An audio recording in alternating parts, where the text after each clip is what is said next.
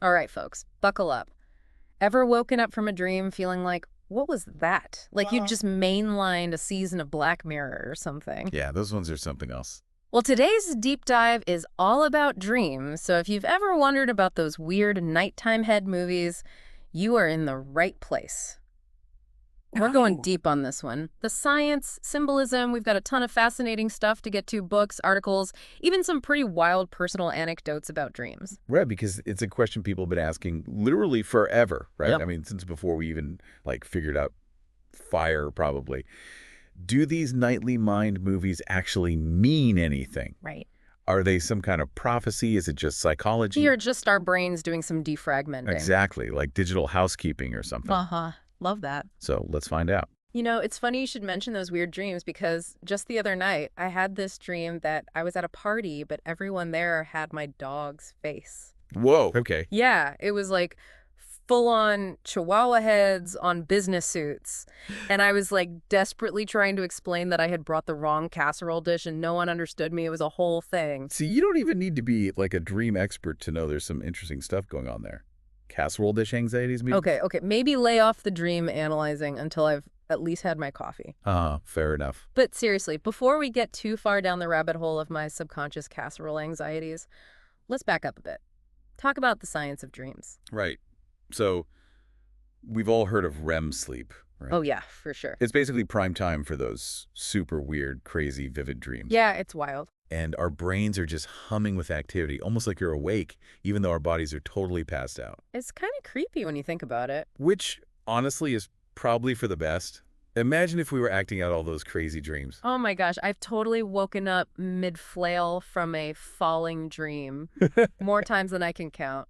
It's a good thing we're not, like, actually plummeting through the sky every night, right? Right, it's like a built-in safety feature. Keeps us from hurting ourselves. Or making a late-night dash for casserole ingredients. Exactly.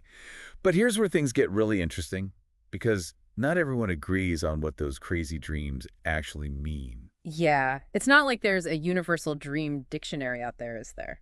Not exactly. So let's talk about some of the people who tried to figure it all out, the big thinkers of dream interpretation. First up, gotta pay our respects to the OG himself, Sigmund Freud. Right. Freud, the man who could probably find, a deep subconscious meaning in a bowl of oatmeal. Haha, probably. He was convinced that dreams held the key to understanding ourselves, like our true selves. Deep. He even called dreams the royal road to the unconscious mind, which is kind of a cool way to put it. He believed they were packed with all these coded messages and symbols full of our deepest desires, anxieties, all that stuff we try to keep hidden away, just bubbling up to the surface. So basically, dream interpretation is therapy, but like way before therapy was a thing. Exactly. And let me tell you, he was not afraid to go there. Remember that whole thing about how elongated objects represent? Well, let's just say he had some interpretations. Okay, noted. Moving on. Aha, moving right along. So we've got Freud over here saying dreams are your deepest desires in disguise. But then we've got Carl Jung, another big name in psychology, but he had a totally different take on dreams, right? Yeah, Jung was all about the symbolism too, but he wasn't as hung up on all those hidden desires. He wasn't looking for meaning in individual dreams. Instead, he saw dreams as tapping into this kind of collective unconscious, a shared well of human experiences that we all tap into. Okay, so what does that mean? Like we all have the same dreams about failing a test or missing a flight? Not exactly. It's more about the symbolism itself. Like, say you dream of a wise old man or a nurturing mother figure. I can see where you're going with this. Right. Those archetypes show up in stories and myths across every culture. Jung believed these figures represent, universal parts of us, of the human experience. And they pop up in our dreams to guide us or teach us something. So we've got Freud saying dreams are your deepest, darkest desires in disguise. And Jung's like, nope, it's all about those universal archetypes, man. It's like a dream team throwdown. Right. But where does that leave the rest of us, trying to make sense of our own weird, wacky dream lives? Well, the good news is you don't have to have a PhD to start decoding those nightly messages. Really, it's all about just paying attention, looking for those patterns that emerge. Okay, so if I keep having dreams about showing up to work in my bathrobe, maybe it's time for a career change. Or maybe you just need to do laundry. But all jokes aside, keeping a dream journal can be seriously helpful. Jotting down those dreams as soon as you wake up, even if they seem totally random or insignificant, can make a big difference. Over time, you might start to notice some recurring themes, certain emotions, even specific symbols that pop up again and again. Okay, so let's say I'm on board. I'm ready to channel my inner dream detective. Are there any, like, common symbols I should be on the lookout for? What's the deal with teeth falling out? That's like dream symbol 101, right? It's a classic for a reason. And while there's not always one right answer, dreaming about your teeth falling out often points to anxieties, like a sense of losing control in some area of your life. Yeah, makes sense. It's not exactly an experience you want to relive, even in dreamland. What about those dreams where you're trying to run but you can't seem to move? Ugh, the worst. Oh, I know those dreams. So frustrating.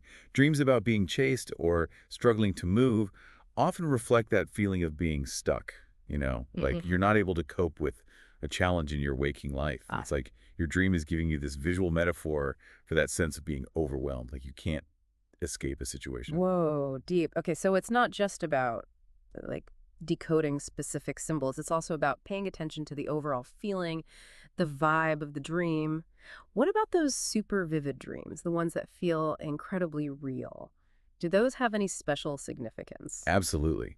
Those vivid dreams, especially the ones that feel like you're really living it, can sometimes be our subconscious's way of processing intense emotions or experiences. Like Interesting. our brains are working through something that's been weighing heavily on us, even if we're not consciously aware of it. So it's like a way for our brains to deal with things we're not quite ready to face head on. Exactly. That makes a lot of sense. But what about those dreams that just seem to come out of nowhere? Talking animals, time travel, showing up to a board meeting in my underwear. The usual. Uh-huh. Oh, yeah, those are often my favorites. Remember, dreams speak in the language of symbols and metaphors. Right. They don't really care about the rules of logic or reality. Makes sense.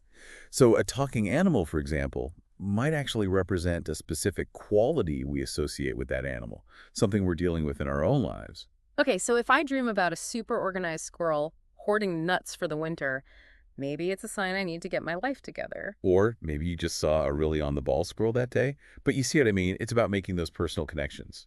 This is making me realize that I've been seriously underestimating my dreams all this time. Okay, so let's say someone's totally on board. They want to explore their dreams, but they have no idea where to start. What resources would you recommend? Oh, there are tons of great books out there and websites. Dream Moods is a really good one. They have this massive dream dictionary. Cool. You can look up common symbols, see different interpretations. It's great. Like a Wikipedia, but for dreams. Exactly. And then, of course, if you're looking for more personalized guidance, you can always talk to a therapist who specializes in dream analysis. Right, because sometimes you just need a professional to help you unpack those extra weird dreams. Or at Exactly. least to tell you it doesn't mean you're going to turn into a giant chihuahua. Yep. It's crazy when you think about it. We spend like a third of our lives asleep. A third of our lives gone. I know, right? It's like a whole other lifetime just playing out in dreamland. It's mind-boggling when you really think about it. And the thing is, even with all the advances in science and technology and all that, we're still just scratching the surface of understanding this whole dream thing, this incredibly complex, mysterious part of ourselves. Totally. It's like we can map the human genome, we can send robots to Mars, but we're still debating what it means when you dream about, like, showing up to a job interview in your pajamas. Exactly. It's one of those areas where science and mystery, they kind of still go hand in hand. Which I kind of love, to be honest. Makes those late night, what was my brain doing conversations way more interesting. But speaking of science, before we wrap up this dream deep dive, what's one discovery about dreams that you find particularly mind-blowing? Oh, man, that's tough. There are so many. But one that always gets me is how dreams have actually influenced some major scientific breakthroughs. Yeah. Like, did you know that the structure of the benzene molecule, that one we all learned about in chemistry class, the ring, Yeah, vaguely. that was discovered because of a dream? Wait, seriously, someone literally dreamt up the answer to a scientific puzzle. Pretty much. Yeah. The chemist, Auguste Kekule, was trying to figure out the structure of the benzene molecule, and he was totally stuck.